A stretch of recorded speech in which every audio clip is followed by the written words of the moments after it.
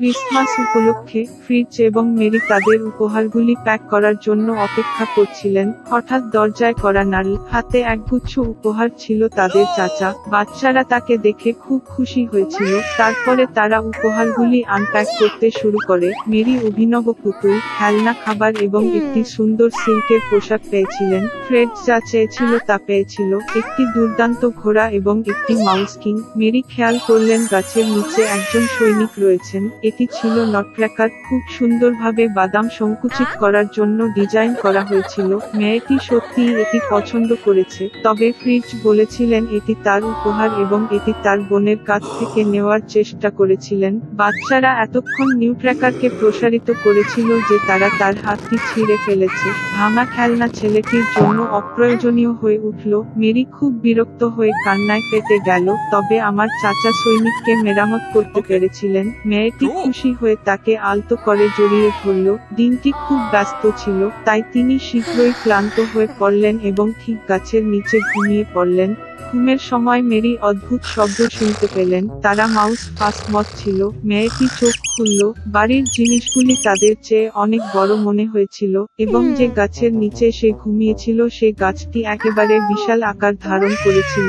Mary বুঝতে পেরেছিলেন যে এটি যে বস্তুগুলি বৃদ্ধি পেয়েছিল তা নয়, বরং সে হ্রাস পেয়েছিল। হঠাৎ তার সেনাবাহিনী নিয়ে মাউস কিং অবাক হওয়া মেয়েটির চোখের সামনে উপস্থিত হল। মেরি খুব ভীতু হয়ে পালাতে চাইলেন, কিন্তু বিশাল ইঁদুর তাকে থামিয়ে দিয়েছিল এবং তারপরে একটি অলৌকিক ঘটনা ঘটল। নিউট্র্যাকার তার পায়ে ঝাঁপিয়ে পড়ে মেয়েটিকে ধরল। তারা তৎক্ষণাৎ বইয়ের শেলফে গাছটি উপরে উঠেছিল এবং এটি ফ্রেডজের খেলনাগুলিতে পড়ছে। চীনের সৈন্যদের পুরো সংগ্রহ ছিল। নিউট্র্যাকার সাহায্যের জন্য ডেকেছিল। সৈন্যরা সঙ্গে সঙ্গে তাদের পায়ে ঝাঁপিয়ে পড়ে তার পিছনে দৌড়ে গেল। নটক্র্যাকার সেনাবাহিনীর কমান্ড গ্রহণ করলেন এবং সৈন্যরা মাউস রাজার সেনাবাহিনীর সাথে লড়াই করতে লাগলো। খেলনা এবং ইঁদুরগুলির মধ্যে লড়াই ছিল মারাত্মক, তবে দুর্ভাগ্যক্রমে অনেকগুলি ইঁদুর ছিল এবং নিউট্র্যাকার বাহিনী পরাজয়ের শিকার হতে শুরু করে। মেরি এটি দেখে তার লুকানোর জায়গা থেকে দৌড়ে গেল। সে তার জুতোটি মাউস কিংয়ের দিকে ছুঁড়ে মারল এবং তাকে সরাসরি মাথায় আঘাত করল এবং সে অজ্ঞান হয়ে মেঝেতে পড়ে গেল। বাকি ইঁদুররা বুঝতে পেরেছিল যে যুদ্ধটি হেরে গেছে এবং সমস্ত দিক থেকে পালিয়ে গেছে। মেরি ছুটে গিয়েছিলেন নটক্র্যাকারের কাছে, তবে তিনি অচেতন হয়ে পড়েছিলেন কারণ মাউস কিং তাকে খারাপভাবে আহত করেছিলেন। মেয়েটি ভেবেছিল যে সে মারা গেছে এবং কাঁদতে শুরু করে এবং হঠাৎ মেরির পিছনে একটি সুন্দর পরী হাজির। সে মেয়েটিকে সাহায্য করার সিদ্ধান্ত নিয়েছে। তার লাঠির একটি তরঙ্গ দিয়ে তিনি নিউট্র্যাকারকে পুনরুদ্ধার করলেন। তার দণ্ডের দ্বিতীয় তরঙ্গ দিয়ে পরী সৈনিকটিকে একটি সুদর্শন রাজপুত্রে পরিণত করেছিল। মেরি এবং নটক্র্যাকার একে অপরের দিকে প্রেমময় চোখে তাকিয়েছিল এবং তাদের চোখ বন্ধ করতে পারেনি। তৃতীয়বারের মতো তার লাঠির ওয়েভল নিয়ে পরী প্রেমিক যুগলকে মিষ্টির রাজ্যে নিয়ে গিয়েছিল। সেখানকার গাছগুলি মিছরি দিয়ে তৈরি হয়েছিল এবং ফুলগুলি মার্বেল দিয়ে তৈরি হয়েছিল। এটি একটি দুর্দান্ত জায়গা ছিল। মরিয়ম আনন্দে এক সেকেন্ডের জন্য চোখ বন্ধ করল এবং হঠাৎ তিনি তার মায়ের কণ্ঠস্বর শুনতে পেলেন, যিনি তাকে নাম দিয়ে ডাকেন। চোখ খুলতেই মেয়েটি তার মাকে দেখেছিল, যে তাকে বিভ্রান্তিতে দেখছিল।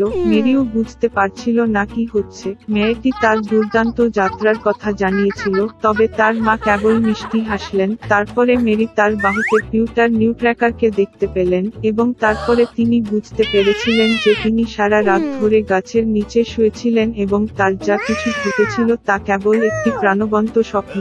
কয়েক বছর পরে তাদের গডফাদারের ভাতিজা মেরি এবং ফ্রেডকে দেখতে এসেছিল।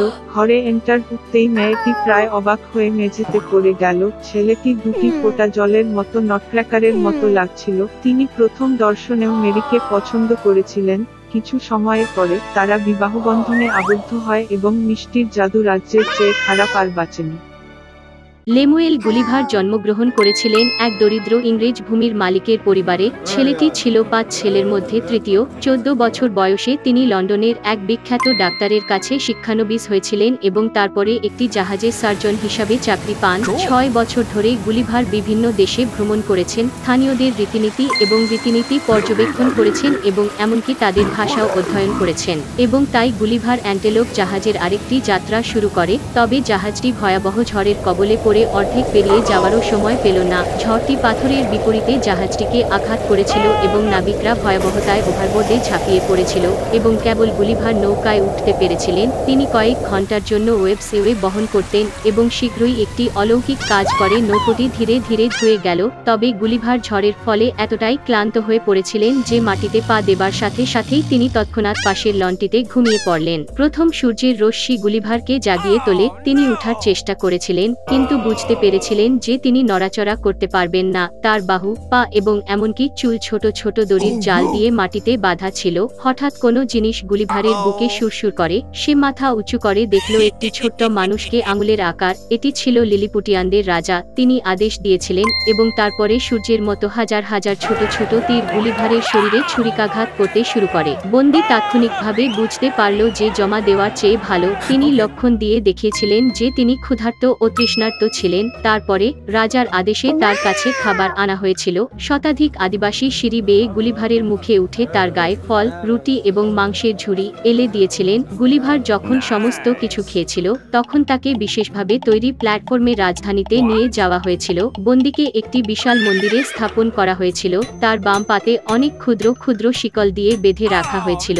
এটি সমগ্র দেশের বৃহত্তম কক্ষ ছিল, তবে এটির মধ্যেও দৈত্যটিকে সমস্ত চারকে হাঁটতে হয়েছিল। লিলিপুটিয়ানদের একটি সভায় রাজা গুলিভারকে 6 শতাধিক কর্মচারী দেওয়ার জন্য আদেশ দিয়েছিলেন। তারা বন্দির জন্য একটি মামলা এবং এমনকি ক্ষুদ্র গদি থেকে একটি বিছানা সেলাই এবং সময়ের সাথে সাথে রাজা নিশ্চিত হয়েছিলেন যে দৈত্যটি দয়ালু, তাই সে তাকে মুক্তি দিয়েছে। গুলিভার দেশজুড়ে প্রচুর ভ্রমণ করেছিলেন, লিলিপুথিয়ানদের রীতিনীতি এবং ভাষা অধ্যয়ন করেছিলেন এবং এমনকি তাদের ছুটি এবং প্যারেডে অংশ নিয়েছিলেন।